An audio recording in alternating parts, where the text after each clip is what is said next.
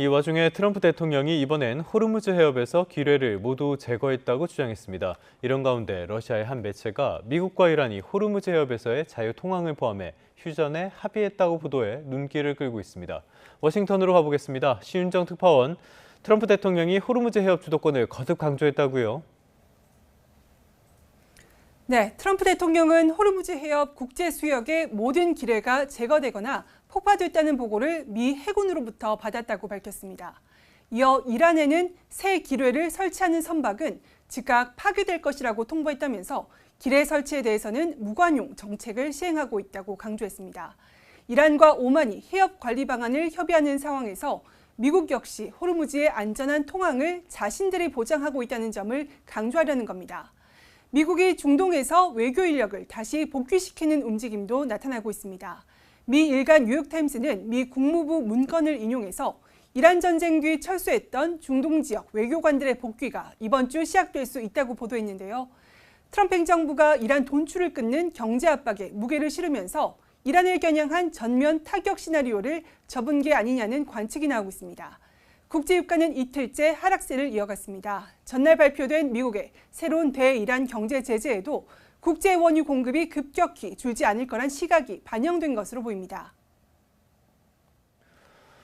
미국과 이란이 호르무즈 해협 자유항행을 포함한 휴전에 합의했다라는 소식이 전해졌네요. 네, 러시아 국영통신사 리아 노보스티가 조금 전 미국과 이란이 호르무즈 해협에서의 자유 통항을 포함해 휴전에 합의했다고 전했습니다.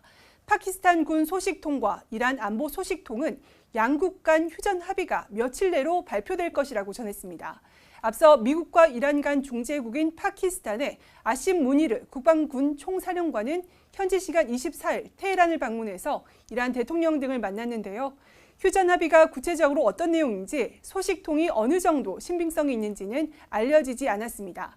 아직 미국과 이란 정부의 공식 입장도 나오지 않는 만큼 좀 더 지켜봐야 할 것으로 보입니다. 네, 이런 가운데 트럼프 대통령이 북한 김정은 위원장을 향해서 대화의 신호를 또 보냈네요. 네, 트럼프 대통령은 9일 전 소셜미디어에 올린 한미연합훈련 축소 지시 게시물을 동사 시제만 과거 시제로 바꿔서 다시 올렸습니다. 한미연합훈련이 마음에 들지 않아서 미 국방부 장관에게 대폭 축소를 지시했다는 내용으로 김정은 위원장과의 좋은 관계를 강조했습니다. 북미 대화 재개 의지를 강조하면서 김 위원장에게 구애 메시지를 재차 보낸 것으로 보이는데요. 트럼프 대통령 관련 발언 잠시 들어보시죠.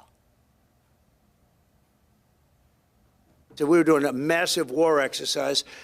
I thought that was very insulting to somebody that, frankly, has been, during my term at least, very well behaved. 트럼프 대통령은 2018년 1차 북미 정상회담과 2019년 판문점 회동 때 김 위원장과 찍은 것으로 보이는 사진을 최근 잇따라 올리기도 했습니다. 하지만 워싱턴의 한반도 전문가들 사이에서는 실제 회담 성사 가능성을 낮게 보는 시각이 나오고 있습니다. 미 중앙정보국 분석관 출신인 브루스 클링너 맨스필드 재단 선임 연구원은 회담 가능성은 희박하거나 없다고 전망했습니다.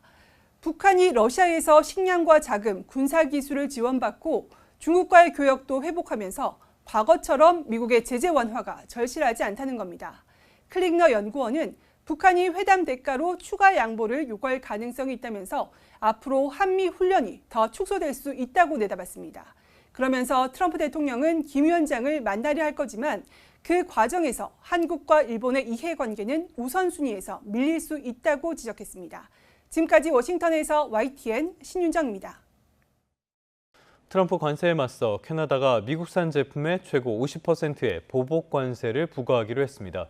공화당 일부 의원들마저 캐나다와의 관세 전쟁이 중간 선거에는 악재라고 우려하고 있습니다. 워싱턴 홍상희 특파원입니다. 캐나다 재무부는 오는 9월 8일부터 200억 달러 규모의 미국산 제품에 최고 50%의 관세를 부과한다고 밝혔습니다. 지난 22일 미국이 같은 규모의 캐나다산 제품에 50%의 보복 관세를 부과한 데 대한 맞대응입니다. That Canada will match the United States tariffs dollar for dollar, rate for rate. Canada will impose counter tariffs of up to 15, 25 or 50% on $27.6 billion in imports from the United States of America. 미국산 700개 품목이 부과 대상으로 철강과 알루미늄 등엔 50%의 관세가, 가전제품과 유제품, 해산물에는 25%, 산업용 공구에는 15% 관세가 부과됩니다. 트럼프 대통령을 저격해온 온타리오주 총리는 끊임없이 캐나다를 공격하려는 이유를 이해하지 못하겠다며 결국 미국 국민의 피해를 주려는 것 같다고 비난했습니다. Again, President Trump needs to take a couple pages out of Ronald Reagan's book that was dead against tariffs. 트럼프 대통령은 온타리오주와는 더는 사업을 많이 할 것 같지 않다면서 온타리오 호수의 이름을 아메리카 호수로 바꾸는 방안을 진지하게 검토하고 있다고 밝혔습니다. 미국과 캐나다의 관세 갈등이 격화하면서 캐나다와 국경을 접한 메인주 등 미국 북부 지역에선 중간 선거를 앞둔 정치인들의 행보도 분주해졌습니다. 캐나다산 제품에 대한 관세 부과로 휘발유값 상승은 물론 관광 등 지역 경제도 위축될 거란 우려가 나오면서 공화당 의원까지 반발하고 있습니다. I still think imposing new tariffs on Canada is a mistake. I really want us to go back to the very friendly, economically beneficial relationship that we have with our Canadian neighbors.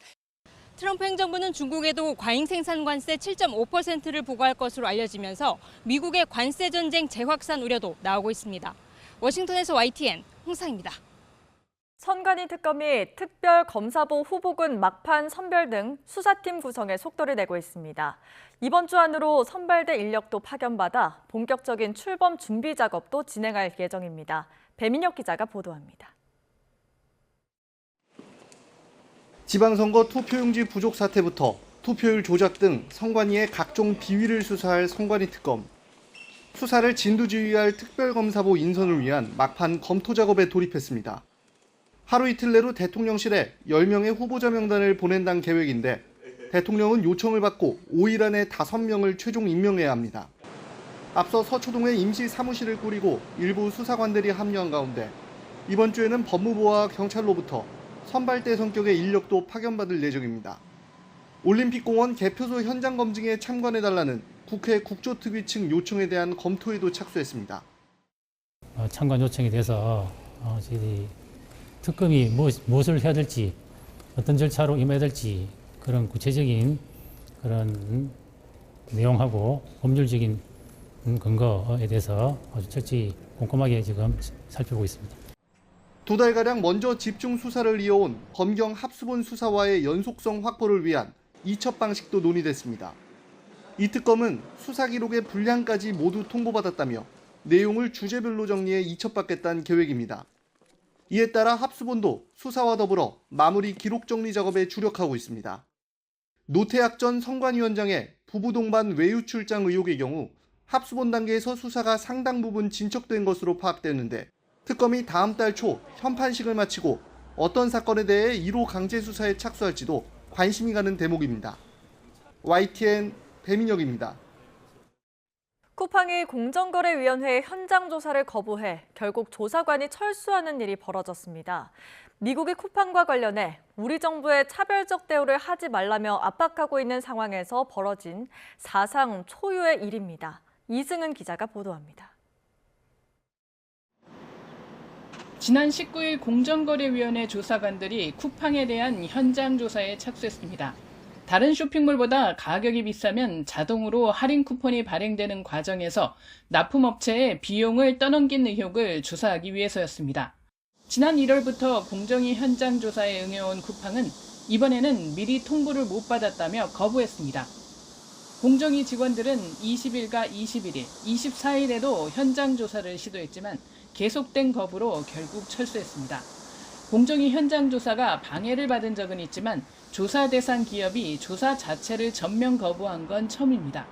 쿠팡은 행정기관이 현장 조사에 나설 경우 원칙적으로 조사 개시 7일 전까지 서면 통지해야 한다는 내용의 행정조사 기본법을 근거로 삼았습니다.